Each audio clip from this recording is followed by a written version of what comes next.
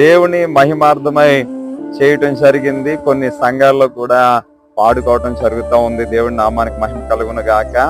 అయితే మందిరమును ఆనుకుని ఒక స్థలము తీసుకోవటం జరిగింది. ఈ యొక్క స్థలంలో ఒక మంచి మందిరము కట్టాలని ఆశ కలిగి ఉన్నాం. ఈ యొక్క పల్లెటూరులో మా కుటుంబాన్ని అన్నిటిని కూడా ఇల్లుని అన్ని విడిచిపెట్టి దేవుని కొరకు నమ్మకంగా జీవిస్తూ ఉన్నాం. దేవుడు ఆశీర్వదిస్తూ ఉన్నాడు.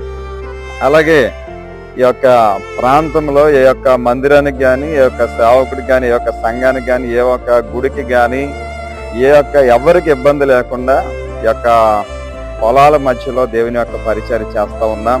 ఈ ప్రాంతంలో ఒక మంచి మందిరము కట్టాలని ఆశ కలిగి ఉన్నాం.